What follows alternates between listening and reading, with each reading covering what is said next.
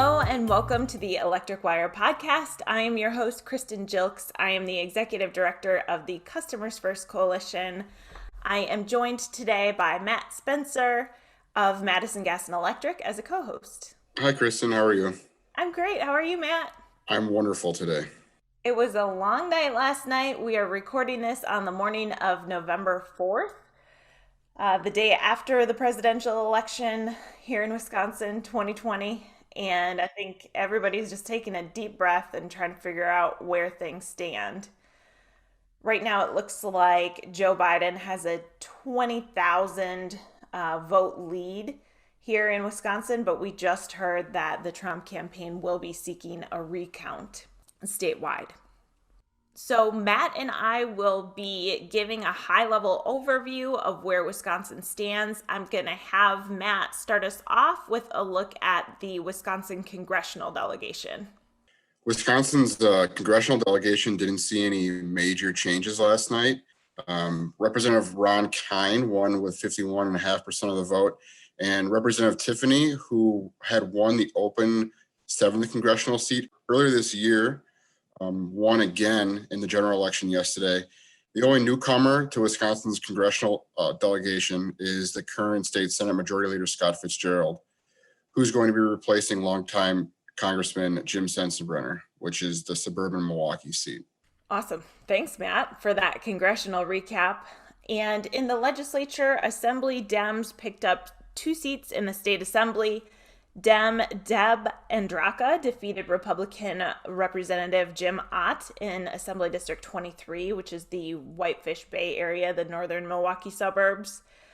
Democrat Sarah Rodriguez defeated Rob Hutton in Assembly District 13, which is the Brookfield area, western Milwaukee suburbs. And in the state Senate, the Senate GOP actually picked up 2 seats to bring them to a 21-12 majority. I should mention that the new Assembly GOP majority will be 61-38, so that was a loss of 2 seats for them. The Senate GOP is going to be at 21-12 majority. The open 30th Senate district was a pickup for them in Green Bay, where Dave Hansen was retiring. Eric Wimberger defeated Jonathan Hansen. Eric Wimberger, the Republican, defeated Jonathan Hansen to win that seat. In the 32nd Senate District, Dem Brad Pfaff versus Dan Kapanke. Brad Pfaff, the former DATCAP secretary for Governor Tony Evers, held that seat. That was the former seat held by Democratic leader Jennifer Shilling. She retired, is now at Dairyland Power Cooperative on the Customers First Coalition Board of Directors, and she'll be joining us later in this podcast. So that was a hold for the Senate Dems. In the 10th Senate District, Rob Staffsholt defeated Democratic incumbent Patty Shockner. So that puts them at their 21-12 majority in the state Senate. So last night, I thought, when I went to bed at midnight, I thought I was surprised because the Milwaukee returns hadn't come in yet. And so I thought there was going to be a few assembly races that stayed GOP. I thought the assembly GOP at one point might gain seats. And then when I woke up this morning, I saw that they lost seats. So I was more surprised this morning than I was last night, is what I will say. What about you? It was pretty surreal. First, making coffee at like 1:30 in the morning, and then around 3 o'clock in the morning, seeing the vote totals get into a police car and drive over to the clerk's office. It was just like, I'm staying up for this. Yeah. But then are you disappointed you didn't just go to sleep at a certain point? I went to bed and my wife's like, what time is it? And I said, it's 4. She said, do we know who wins? And I said, not really. So. But as we discuss later in this podcast with Charles Franklin, there may be updates that Wisconsin could make to get these results in even quicker next time. We'll see. We'll see if there's an appetite for that. All right, with that, I want to give a shout out to the members of the Customers First Coalition. As always, our members are the Citizens Utility Board of Wisconsin, the Dairyland Power Cooperative, the IBEW 2150, Madison Gas and Electric, the Municipal Electric Utilities of Wisconsin, Renew Wisconsin, the Wisconsin Electric Cooperative Association, and WPPI Energy. So our first interview today will be with Professor Charles Franklin, who is the director of the Marquette Law School poll. You can follow him on Twitter at Polls and Votes. And for context, Professor Franklin's Marquette law polls are typically seen as the gold standard in polling. The final poll that he released this election cycle was on October 28th last week, and it showed Biden up over Trump 48-43 among likely voters. And as we mentioned at the time of this recording, Biden is leading by just over 20,000 votes. That is less than a percentage point, so the Trump campaign is able to request a recount, even though I believe they will have to be the ones to pay for it.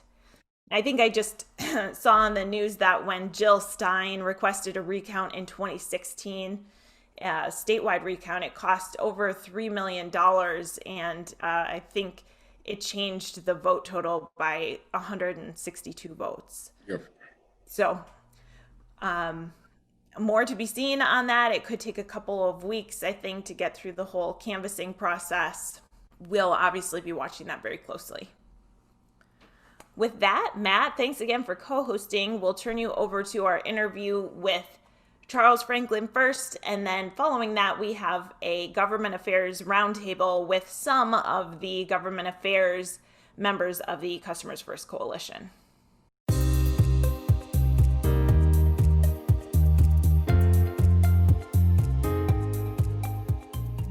Thank you so much for joining us today, Professor Franklin. Good morning. Good to be here. What do we know at this point? How close did the polls get to what we're actually seeing right now? Right. Well, certainly in the national picture, we know that the race is closer than the polls were showing, both nationally and in most of the battleground states.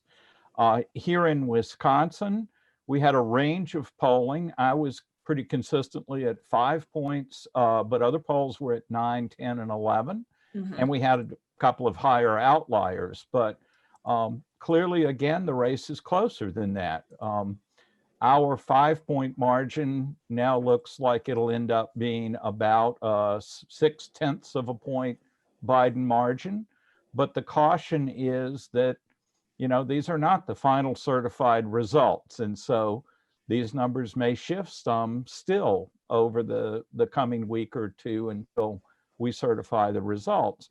I think the one thing in our data was that we looked at what I thought was already a fairly high turnout model with about 3.1 million turnout, and that was the basis for our 5-point margin. But we also had a model for an even higher turnout, which we included in our final press release as sort of the range of things. And that was a 4-point margin. So it did show a little bit of tightening when turnout reached unusually high levels. And at least at this point, it looks like we're over 3.2 million easily in turnout, which shatters the previous record and is more than 100,000 higher than our normal likely voter model. So a very impressive turnout for the state, and obviously an incredibly close election. This now is almost, as it stands today, the mirror image of 2016, which yes. Trump won by 23,000 votes. And at this point, Biden's ahead by about 20,000 votes. And it also means that 4 of our last 6 elections will have been decided by less than 25,000. It's kind of remarkable. It is. So in thinking about how this resembles 2016, are there polling lessons that should have been learned or could have been learned from 2016? Was there an underrepresentation of GOP voters in both 2016 and 2020 polling?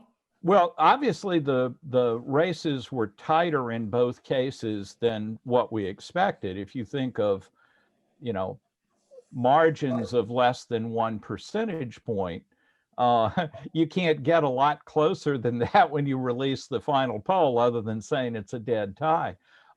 But I do think this raises the issue of why we're consistently underestimating Trump's support. And, in 2016, the average of the polls had Clinton ahead by 6.5 points. The final Marquette poll was a 6-point Clinton lead, and so we were off by just almost 7 points then. This time, we're off by a little over 4, or more like 3 if you look at the high turnout model. But both of these are underestimating the Trump strength, or if you prefer, overestimating the Biden strength. And as I said, there's also a substantial number of polls this time giving an average of about an 8-point Biden lead. So we're clearly failing to accurately represent the strength that Trump has here in Wisconsin and elsewhere as an industry, and it's elsewhere as well. I think that, the approach we took got us closer, and in this case, on the right side of the apparent winner, but it's still a problem to fully capture the strength that Trump gets at the polls. One of the side questions that we'll be looking at in the days and weeks ahead is whether there was a surge in election day turnout for Trump, or whether a lot of this shift came during the early voting period. And I think that's an unanswered question, again, both here and elsewhere in the country. 2018 came to mind last night when there appeared to be a GOP lead at the top of the ticket. And then we wait and the Milwaukee results come in and it shifts it in favor of the Democrat. Did you see any similarities to 2018 last night? And were there any sort of similarities in the polling? Well, I think in terms of the fact that absentee ballots are counted late in some of our bigger cities, that was true in Green Bay and actually Kenosha as well as Milwaukee. That's something that everyone that follows this was well aware that was going to occur. I think you could ask whether we should change the rules and the procedures for counting absentee ballots so that they're, counted during the day or counted ahead of the election. It would probably be a good time for both parties to step back and, outside of the heat of an election, consider whether there are changes to these procedural rules that could make election day less chaotic. But I don't think there's any question that in a very close election, late reporting places, especially if they are heavily one party or another, are going to shift at the margin what that vote is. And that's what we saw in 2018. It's what we saw this time. And so, again, I think you could imagine procedural rules that allowed the voting process to start, or the counting process to start, so that those numbers are either released with the other results early in the evening, or, as some states do, release all the absentee among the very first vote returns. Right. So another trend from 2018, we're seeing the suburbs trend more Democratic. Did that play out last night? Do you have anything you wanted to add about that? Yeah, it seems to have. And again, I have to caution that these are preliminary numbers, and, I'm just beginning to look at them as well. But once again, it looks like Dane County produced even bigger margins for the Democrat than has been the case in the past, despite the fact that Dane has been the engine of Democratic votes for a long time. It just seems to produce bigger margins year after year. It is the fastest growing county in the state, and so there's some reasons for that.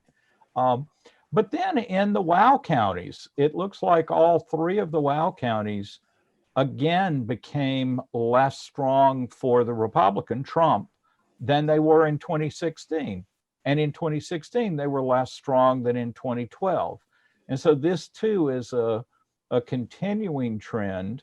And we've also seen it in the governor and Senate race in 2018 as well. So it does look like the suburban shift that we're seeing in other parts of the country is having a counterpart here in the state. Finally, and again, I have to say this is preliminary, but I believe Brown, Outagamie, and Winnebago counties also showed a smaller margin for Trump than they did 4 years ago. So this is something I've been talking about for at least 2 years, since 2018, and in some cases since 2016, that it's not just the Milwaukee suburbs, which are prominently becoming less strongly Republican, but that's true in the Fox Valley of Brown, Outagamie, and Winnebago as well. And again, I need to see the details of that vote to be sure, but I believe that's what we're seeing. Charles, since 2016, 2018 now, are these voters Dem voters, or are they anti-Trump voters? I mean, do you have any data that looks at something like that? Yeah, that's really hard to tease apart. That what we've continued to see is that people with college degrees have been moving in a Democratic direction here in the state and nationwide. And in the suburbs, you tend to have more of a concentration of people with college degrees. So maybe that's part of it. There's been a lot of speculation about how well Trump fits with the culture of Republican suburban parties. But in our surveys for the last 4 years, we've actually seen Republicans in the suburbs become quite positive towards Trump.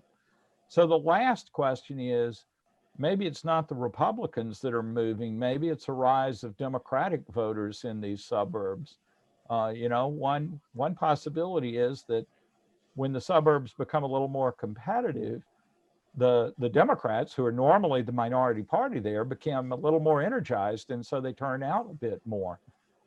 Again, I'm sorry to say I don't have definitive answers for those things, but I think they fit with patterns, in other states as well as now what we've been seeing at least since 2012. So this is not an accident of a single election that these suburban areas are moving. We've also seen it in the Supreme Court races, for example. So that at least held the form. I've not been able to look at the other areas of the state. I think Eau Claire, maybe Stevens Point show similar kinds of shifts, but I'm not certain. And then where Republicans have been gaining in the northern and western parts of the state, in the less urban areas, I think probably is true, but I have not yet been able to look at the data to be sure. Okay, thanks. Yeah, one of the questions I was thinking of is what's going on in La Crosse, because we saw the GOP Senate pick up a couple seats last night in Green Bay and in northwestern Wisconsin, unable to pick up that seat in La Crosse area, that PAF Kapanki race. And so I was just wondering, is that indicative of just like the city of La Crosse sort of going with that trend, trending more Democratic, but while the rural areas are still red? I just, curious if you had thoughts on Southwest Wisconsin. I think that, I understand that that's an incredibly close race in the PAF Kapanki race. What we do see on the entire map is that the larger the place, whether it's a city or a village, tend to be a little more Democratic than the surrounding area. And there are a few counties where that's an exception, but even in counties where the cities or villages are voting Republican, they're a little bit less Republican than the surrounding county and towns. So I think in part, the La Crosse area may be part of this phenomena, because if you look at where we have, medium-sized cities like La Crosse, like Eau Claire, like Stevens Point, Now, of course, you also have universities located there and medical facilities and other things. So it's not a simple single factor, but it is striking that the more densely populated the place, the larger the size of the town or city, um, the more the Democrats are doing well, but they may well be surrounded by a countryside that's doing better for the Republicans. So an interesting division there of city and countryside maybe moving a little further apart. We're talking about the urban-rural divide. Is there a male-female voter divide that sticks out to you? We've been seeing that divide for a long time.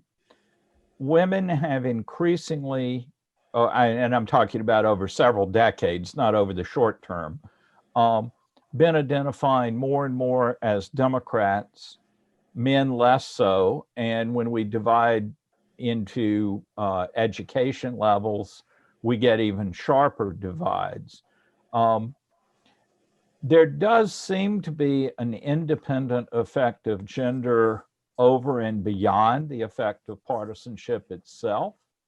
But having said that, the partisanship is a big contributor. So, if women are 10 or 15 points more Democratic than men with comparable demographic characteristics, how much of that is a pure gender effect that led women to choose the Democratic Party, or how much of it is a partisan effect in which party reinforces gender differences? I will say that when you look within party, Republican women compared to Republican men and Democratic men and Democratic women are only a few points different in their vote choices. Whereas if we just look at men versus women without regard to party, we see much bigger differences. So partisanship and gender are confounded with each other in this. And, party is always the strongest component in political choices.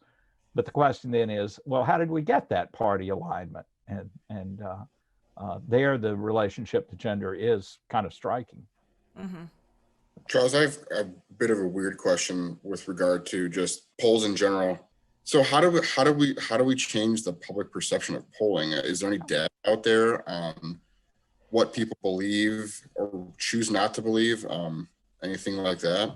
Well, I mean, the reality is what we saw last night, that polling pretty consistently had a very bad night. If you look at the national averages or the averages in the states, there are a few that are closer and others that are further apart, but I don't see how anyone can look at the gap between the polling averages and the results last night and feel good about the performance of polling in general.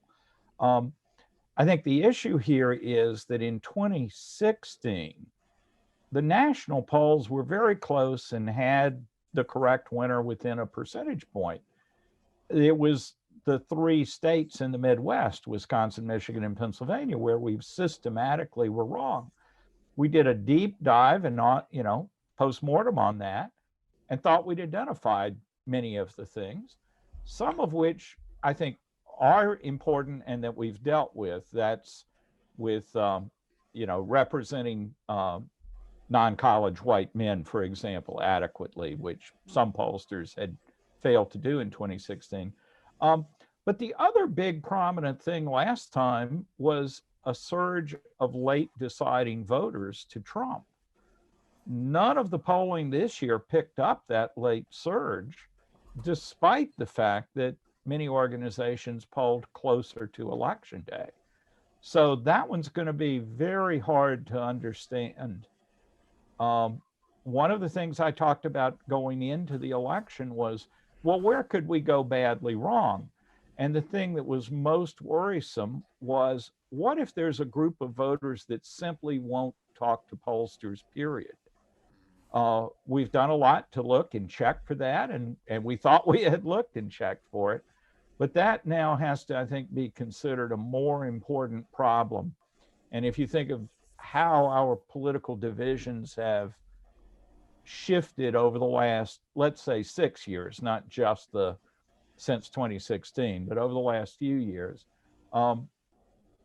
Maybe we really have come to a point where there are segments of the population that, despite our best efforts, we're simply failing to reach in surveys. And that's whether it's by telephone or online on the internet or by robocall. Lots of different methodologies seem to all be suffering from this problem.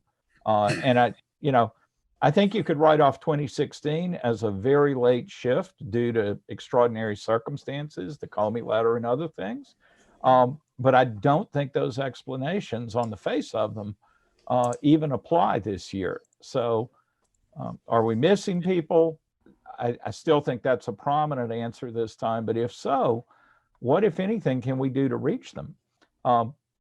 I'd also say that the forecasting models, like 538 and The Economist and others, again, dramatically exaggerated the certainty of the outcome by having numbers up close to 90% certain. That's not what the polls individually are saying. The polls individually are saying, here's our vote margin plus or minus 4% in my case, for the 4.3% for the margin of error. That's an attempt to represent how uncertain each individual poll is. But now these organizations that do forecasting models take those polls, aggregate them, do statistical things to them, and have produced now for 2 cycles in a row extremely high probabilities that are far beyond the certainty of any single poll, but they certainly leave the strong impression that the election is all but certain. And I think that is real problematic, and perhaps a reckoning on that, which is not the same as the polling errors, but it's not unconnected to the polling errors as well. Are there steps you are planning to take for 2022 to give more certainty to the polls? Yeah, this is going to take months to do a proper post-mortem. I mean, certainly we're going to do a lot of looking. Here's the huge puzzle for me. In 2014, we were within a couple of points of every race and all the winners. Yes. In 2016, we had the Senate race with a 1-point lead for Feingold, but within the margin of error. So, and we also saw a shift in that over the campaign. So I think that was an okay, but not stellar performance, but badly wrong on the presidential race. But then in 18, we were again very close. We were within 1.1 on the governor's margin. We were within 1/10 of a point on the Senate margin.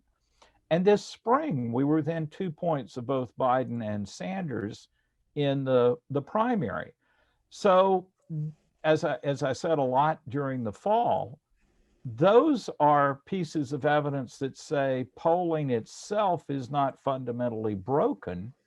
If we could have 3 quite successful, elections for the poll since 2016.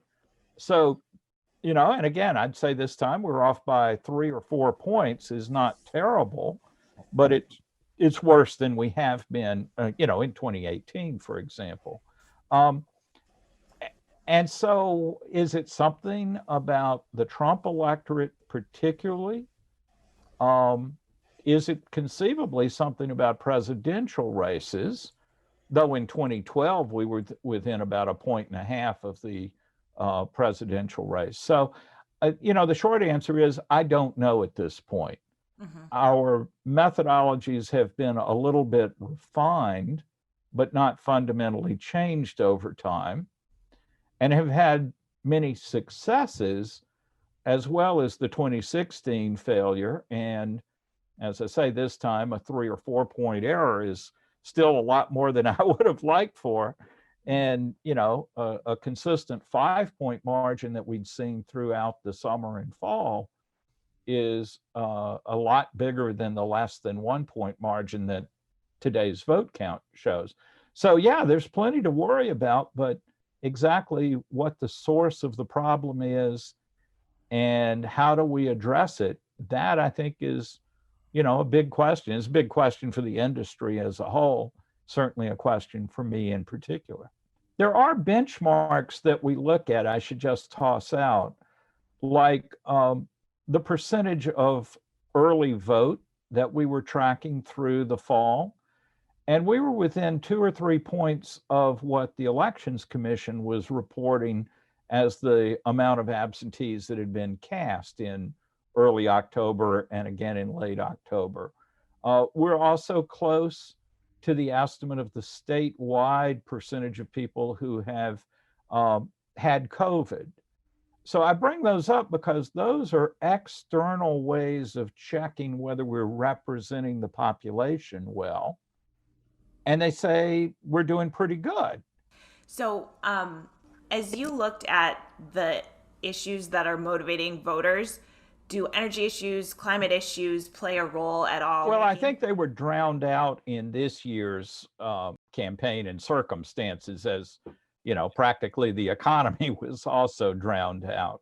What we find is energy issues depend a lot on how one poses the questions and how voters are thinking about it. So broadly speaking, there's a lot of concern with climate change and about the role that human actions play in climate change. But for the question of what should policy be to address those, absent a period in which political leaders are intensively debating that, most voters have a relatively casual notion about what to do and should be done.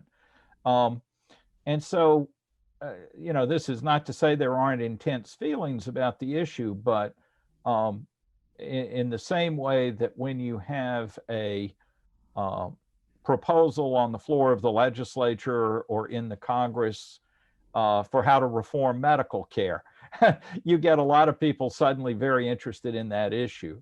The same thing I think applies here, that people are pretty malleable about it and fairly open to different argument.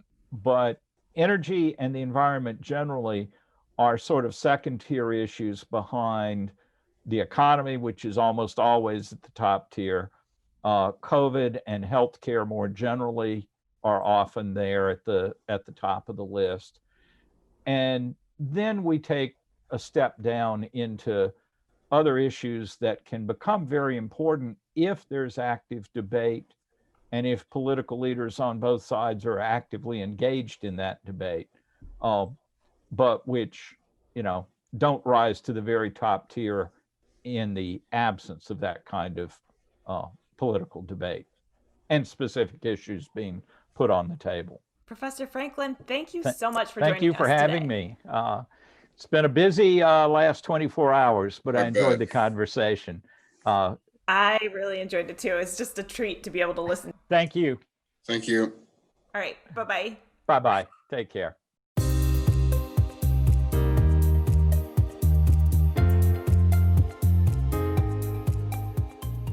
Welcome, everyone, to our Customers First Coalition Government Affairs Roundtable. I am pleased to be joined today by Rob Richard of the Wisconsin Electric Cooperative Association, Matt Spencer of Madison Gas and Electric, Jennifer Shilling of Dairyland Power Cooperative, and Joseph Owen from WPPI Energy. Thank you, everybody, for joining me. Thank you for having us. Very happy to be Thanks, here. Kristen. A long night last night for some of you, I know, so I really appreciate you tuning in this morning. So let's start out. I'd just like to hear from each of you a little bit more about your organization and your role within your organization. Rob, do you want to start out? Sure, absolutely. So I'm with the Wisconsin Electric Cooperative Association. I've been their lobbyist since January 2019. Spent 16 years previously in the state legislature. Spent 5 years lobbying at Farm Bureau before I came on to electric co-ops. We were formed back in the 1930s after the Rural Electrification Act was signed into law at Congress. And Wisconsin was the first statewide formed off the Rural Electrification Act. So we've been a model for other statewide across the country. We've been a model for the National Rural Electric Cooperative Association and how they formed as well.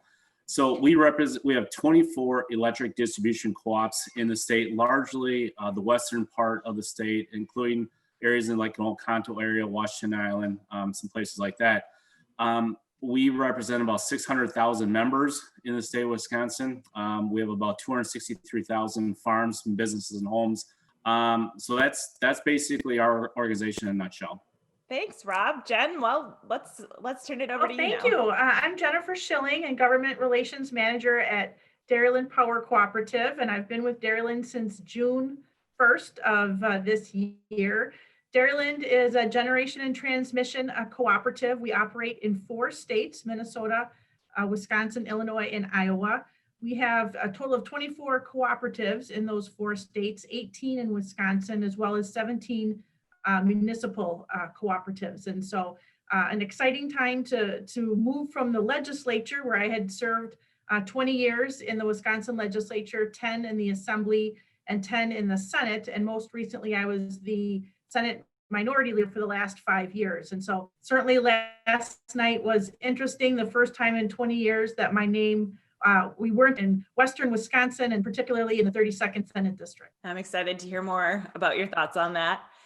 Joseph, let's go to you next. Well, thanks, Kristen. Thanks for having me today and for the opportunity to highlight WPPI Energy before we launch into what I'm sure will be a engaging conversation about last night's surprising results. WPPI Energy is a member-owned and not-for-profit wholesale electric power provider. We serve about 51 locally owned electric utilities. That's about 200,000 meters. 41 of our members are in Wisconsin, and 10 additional members are in the Upper Peninsula and in Iowa. WPPI members have built a diverse, competitive, and responsible power supply. Additionally, we've kept our wholesale power costs stable and continue to make our power supply more diverse.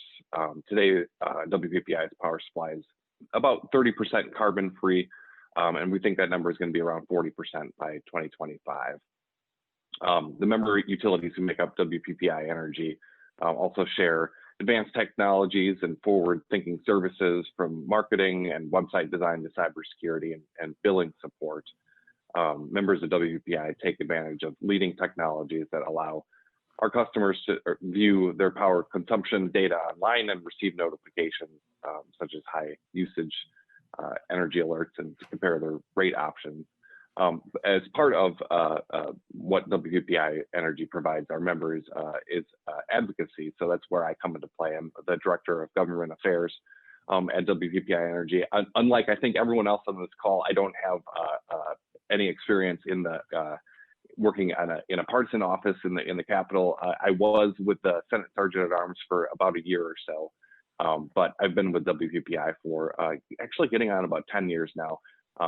Prior to doing this role, I was in our energy services department, where I worked with large industrial and commercial users, and to some extent residential customers too, to kind of walk them through how to cut their energy bill costs through energy efficiency and things like that. So I think I'll leave it there, but I'm really excited for this conversation. Thanks, Joseph. And last but not least, we have Matt Spencer. Hey, Kristen, thanks for inviting me on. My name is Matthew Spencer. I actually started at MG&E 1 year ago today. Congrats. So I had the privilege of staying up all night watching election results. I am the Government Affairs Manager for the company. Madison Gas and Electric is an investor-owned utility that generates and distributes natural gas and electricity to 153-ish thousand customers in the greater Madison area. So yeah, I'm really happy to be here. We have exciting goals that we're looking forward to. We have a net carbon zero by 2050, and I'm kind of interested to hear what former Senator Shilling has to say about last night's elections. So nice, thanks. Well, let's get right into it then. For those of you following along at home, we are recording this the morning after the election, so November 4th. There's still some votes yet to be tabulated, but right now it looks like Biden is up at the presidential level in Wisconsin by about 20,000 votes. In the legislature, we have a little bit more certainty. Assembly Dems picked up 2 seats, but the Assembly GOP will still keep their majority. They didn't achieve a veto-proof majority, but they will have a pretty significant majority still with 61 to 38. And then the Senate GOP picked up 2 seats for a 21-12 majority. There's a couple close races. One of them is in the La Crosse area. Senator Shilling, do you want to start us out? Give us some of your thoughts on last night's election and where you see things settling out in the legislature?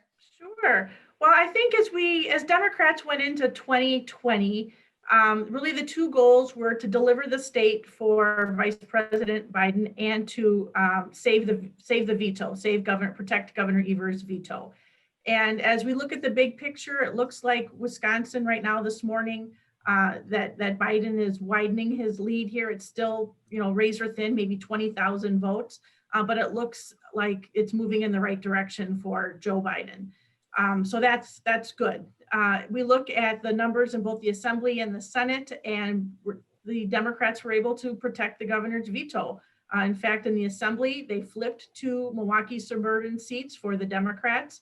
However, in the Senate, there were really 3 seats that were really in play that the Democrats needed to win. So it really came down to the 32nd Senate seat, which was, my old seat that I served in for 10 years, which was really the last brick in the blue wall to protect the governor. And so when I decided to resign in May, it became an open seat. Brad Paff, a name that is familiar here in Western Wisconsin, and he had served as the governor's Secretary of Ag designee. And what just really makes this intriguing is that he was not confirmed by the state Senate, and it looks like he will now be joining that body as the next senator from the 32nd. And so there's a lot of irony, I think, on what happened, a year ago with the Senate not confirming him. Now joining as a senator from the 32nd. His opponent was a name that is familiar. Dan Kapanke has run several times for the Senate and for Congress, and he was recalled. And in 4 years ago, it was a close race where came out on top by 61 votes out of more than 90,000. Last night, it looks like Brad's victory is about 600 votes. So in my book, that feels like a landslide. Not really, but it's wider than 61. And so just a lot of interesting things that we're going to be taking a look at here in Western Wisconsin. I think, Representative Congressman Kine survived. It was, the most interesting congressional race. And I think that was closer than many people thought, but Congressman Kine will be returning to Washington, D.C. And then, of course, I feel good that as I left the Senate, that we've been able to return the 32nd to a blue Democratic seat and help protect the governor's veto moving into next session. Thanks, Jen. Yeah, that'll certainly be an interesting dynamic as Brad Paff joins the Senate. Pending any recounts, we should note. Yeah, this morning it appears that Dan Kapanke will not ask for a recount. And I'm just reading that from social media from someone who had written that in a comment section. So okay. I need to verify that, but we'll see. We have not heard any movement or request for a recount yet this morning. Got it. All right, Rob, Spence, Joseph, other thoughts on election night? I guess what I was hearing going into Election Day was that the Fox Valley and Green Bay, Brown County was going to be a little bit tighter than what it was. And it just, those votes never showed up for the Dem side. So I was a little surprised that Wimberger won so handily, but I thought that was interesting. I kept hearing that some of those assembly races in that area of the state were going to be a little bit closer. Yeah, I second that, Matt. I kind of same as you. kind of was watching the results pause for a long time and figuring that, based on some of the polling that we had seen, that the Fox Valley was going to be tight, and I just figured that those races would close as more of the absentee ballots came in, but that didn't materialize at all. I think that's a really interesting point that you make. All right, Rob. Sure. I have to agree with everything that Jen, Matt, and Joe said. I guess, there was nothing last night that shocked me. I mean, there's some interesting points, like up in the Green Bay area, in the 30th. I thought that the numbers there were interesting, but there's nothing across the state that was shocking. I think another interesting note is, Voss's top target with Robin Vining down on the 14th, she held on, pretty well. I think the fact that, they couldn't pick that one up is, again, an interesting point. Eric Wimberger in 30th winning by as much as he did, interesting. I think Staff Schultz beating Schockner's is not, shocking to anybody. Patty was a good center. Sorry to see her go, but again, not terribly shocking. So I think as much talk as there was about maybe a potential blue wave coming through, it didn't happen. I think what's incredible to recognize is the amount of money that has come into Wisconsin to some of these assembly races where you can literally just throw a few $100,000 in the last week or two of a race and just see what sticks is remarkable. And if you expand that out across the country of some of the U.S. Senate races, 110 million, 150 million, some of these races, it's just ridiculous. I'm not making a plug here that we have to take money out of politics, but it's something that I think people need to recognize and talk about because it is significant. I saw Speaker Voss posted something like that on social media this morning, that they had put in over $1 million into that race against him, and it got like 5 points off his total from. Yeah, I think what's interesting this year is that the Democrats heavily outraised and outspent the Republicans and had so much money that they could just throw at these races and just see what happens. That was a very interesting point to me. I could not believe how much money was being spent on behalf of Democratic candidates and from Democratic groups. And that is a position that Democrats are kind of unfamiliar with. They're used to being outspent in past election cycles. And this year, the table was turned in Wisconsin, and Democrats in a couple of the Senate races were spending over $2 million in those Senate races. I know in Western Wisconsin in the 32nd, I think it was $2.5 million. When I served in the 2011 in the recall, that was $1 million race in 2011. And I had anticipated that an open seat would also be at least $1 million. I didn't ever think $2.5 million. Other Senate seats are $1.5 million. The Alberta Darling seat and Alberta Darling and Patty Schockner's seat. So there was a lot of money that came in this year that could be spent sometimes heavily in one seat, like you saw in Speaker Voss's, but also spread around to some other seats. WisPolitics read this morning there was 5 assembly races where $1 million were spent. I think the question moving forward is this a presidential, is this going to happen in 4 years, or in 2 years, can we expect the same amount of fundraising from the Dems and the Republicans in the Evers election? I mean, yes. Is this going to be an ongoing battle back and forth on who can raise the most money and spend the most money in southeastern Wisconsin? Changes the dynamic completely. It's a very good question, Matt. I guess I just offer that. I think states that believe they're not in play, whether it's California or out East Coast, the people that figure they cannot make a difference in their own states, they're going to throw the money at states where they can make a difference. And I think that's what we're seeing. Going back to Southeast Wisconsin, that's actually what I was going to ask next is, so we've seen the assembly over 2018 and 2020 now lose 3 seats in suburban Milwaukee, the assembly GOP, I should say. And so I guess I'm wondering, is this going to impact policy? You know what I mean? Like, what are the implications there? What is this saying? And are they going to be worried for 2022 about losing more, or what do you think the dynamics will be going forward?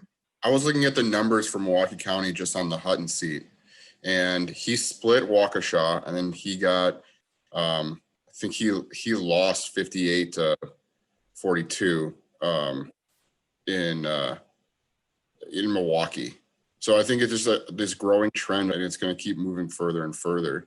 Again, the polls are off, but leading up to the election, you had questions about, the Franklin rep, Ken Skoronsky, the New Berlin rep, Joe Sanfilippo.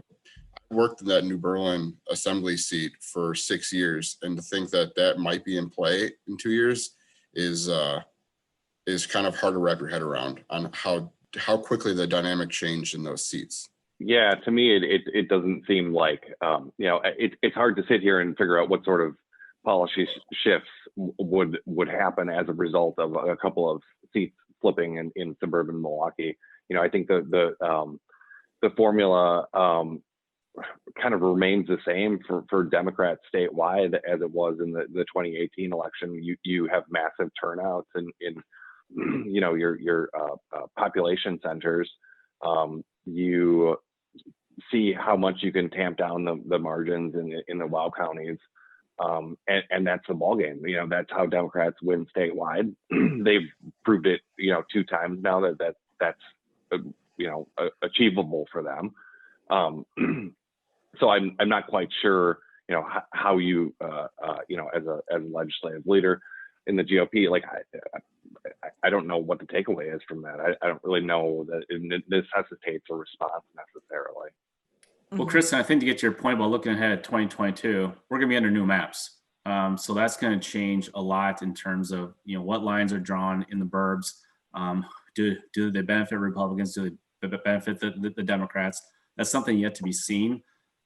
So I think if Biden wins the presidency, as historically we all know, the opposing party or the opposite party of the incumbent president usually does a little bit better in those midterm elections. So maybe there is a down ballot effect if Biden wins the presidency here in Wisconsin in 2022 with new lines drawn. So I think it's yet to be seen. I think that underscores the importance of protecting the veto, that Governor Evers has a seat at the table on these maps. And certainly that was kind of, the whole ball game was what redistricting looks like, for the next 10 years. And as we heard leading up to the election, some of these races that could be in play. And then on election night, they still turned out, 60-40 for the Republican incumbent. I think there's going to be a lot going into what these lines look like in these maps, and outstate Democrats, in order to rebuild towards a majority, they need to win these rural seats. And we need to do more than just Madison and Milwaukee. I kind of thought there'd be more swing in the suburbs that we had talked about, like really those suburban women and where they were going to land. And while picking up 2 seats and retaining Robin Vining, that was a win. I think that she had a target on her back before she was even sworn in 2 years ago into the assembly. So that was a big win to keep that seat. But how do Democrats put together coalitions outstate to try to bring back voters and to the message that Democrats are using, and ultimately those lines and what they look like? That's all going to come into play into 2022. Okay, so as you look forward to the next legislative session, what policies do you see that may impact your organizations? I know we're in these unprecedented times with COVID. Energy providers have played a crucial role in making sure everyone stays connected. And I'm just curious, is that going to play a role still in the next legislative session? What policy items do you see coming? The Wisconsin Electric Cooperative Association, along with Dairyland Power, our big thing is going to be broadband.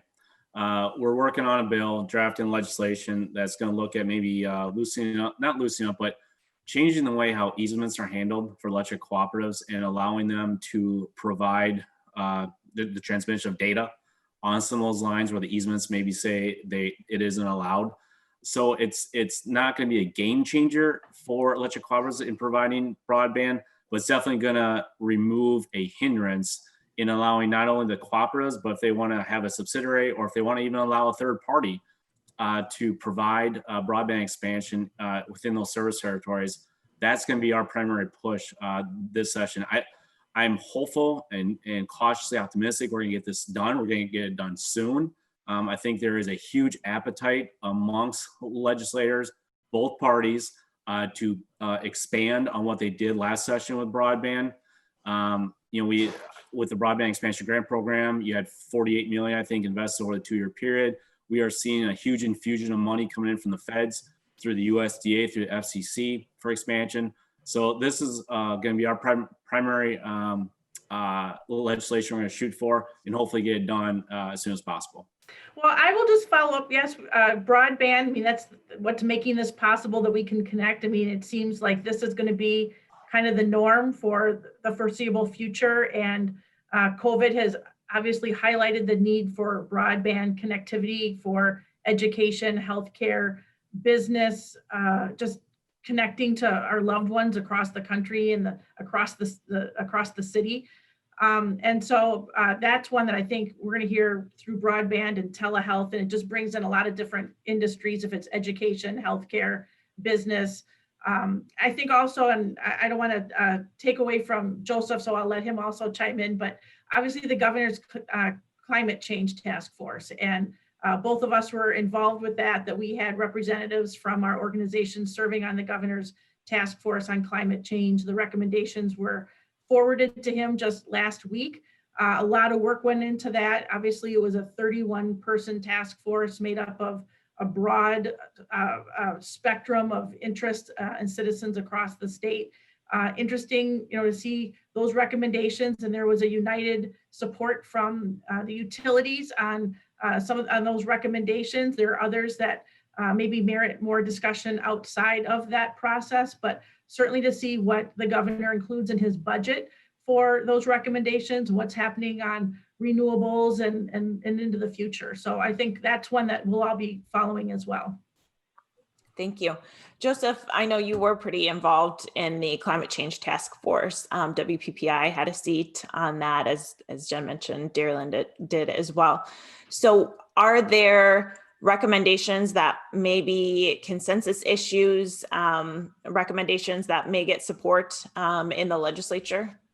Yeah, I think we're excited to have kind of wrapped up the process and excited about the series of consensus recommendations that we were able to put forward. I think it's an open question. What sort of policy can all of us agree on as shared goals to kind of forward the transition to kind of more sustainable, yet reliable and affordable energy mix here in Wisconsin. I think what we're most interested in is going to be some of those kind of emerging technologies or existing technologies that could maybe use a little bit of a bump. Electric vehicles, battery storage, innovative demand response programs, beneficial electrification. Whether that be on the kind of commercial, industrial, or residential side. And I think we're also interested in, kind of expanding the discussion around what are the sort of kind of transmission grid optimizations that may need to happen, or is there an expansion of the grid that's necessary to kind of forward the state toward hitting or achieving our clean energy goals. So yeah, I think there are some potential consensus issues. I heard Jen mention the governor's budget and what from the task force makes it into the budget. I think I'm most interested right now in what the budget process looks like. I understand, we're all kind of limping by on Zoom and text messages and that sort of thing, but I think the budget is going to be a totally unique animal in this COVID age.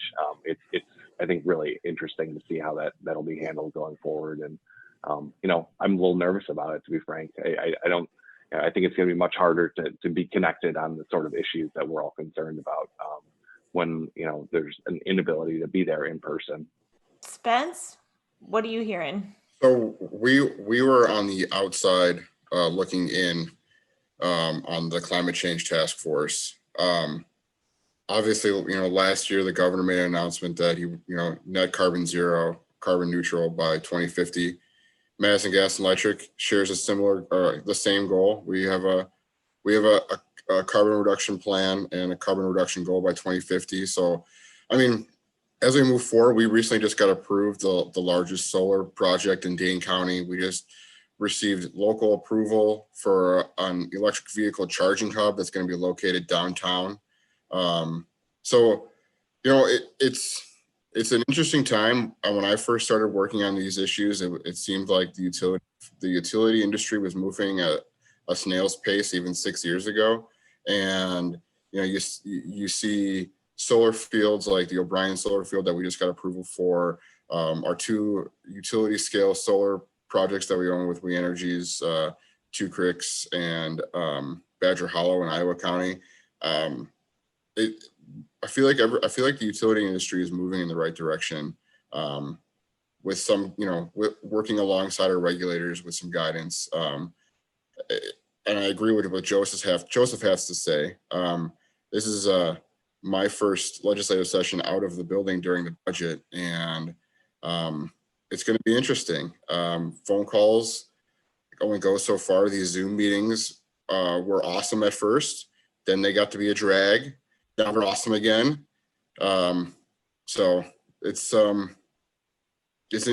very interesting, and I don't think that I think the way that they structure joint finance is also something that should be kept an eye on. If I could I also want to say, I think a unique dynamic is going to be new leadership in the legislature. Right. That Senator Fitzgerald has moved on to Congress, and what does the leadership battle look like over for Senate Republicans? And, you know, we've heard it could be, you know, Senator Roth or Senator Lemachue are interested. What does that relationship look like with their caucus and the various wings of their caucus, and working with Governor Evers and the East Wing? You know, we'll see what happens. You know, obviously, you know, Speaker Voss will remain leader in the Assembly, and we'll see with you know, what happens if Representative Hintz signs up for another go around in leadership there in the Senate, if it's Senator Bewley or if someone else makes a run for it. So there could be some new faces at that leadership table, and kind of what that dynamic looks like with each other and their own caucuses, but also then with you know, with the opposing party. It's going to be tough to run a caucus when half of the caucus isn't able to get together too. So in the immediate future here, there'll be leadership elections, like you're saying. Are you anticipating anybody a lame duck session that may bring up bills with bipartisan support yet this session? You know, I don't know. I followed some of the Zoom with Republican leadership, and they said they might be open to it. You know, if there's something needed at the federal level with another stimulus package or COVID relief package that comes through, that was kind of the caveat, that it was something with federal action needed, that the state needed to act on. I know that I think in the Senate, there were 100 bills that are kind of left hanging out there. And I'm not quite sure if they're going to get there to address those bills.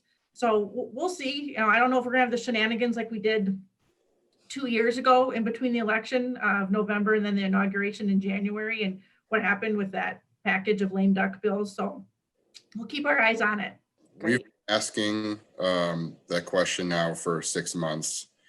Sure. They do come back in. There's a, you know, every year there's a PSC bill that kind of does some regulatory cleanup that we'd like to see get passed. And I think we've all heard, yeah, we're going to come back, and no, they're probably not coming back. So I think only time will tell. I mean, and it's also interesting now. I mean, what does the shakeup with Biden and Trump? If Biden holds on, does that mean anything for a future CARES Act and the lame duck session at the federal level? That changes the dynamic as well. We'll have to wait and see on that one. Mm-hmm. All right. Well, thank you all so much again for joining me. Thanks, Kristen. Thanks, Kristen. Appreciate it. Thank you, Kristen.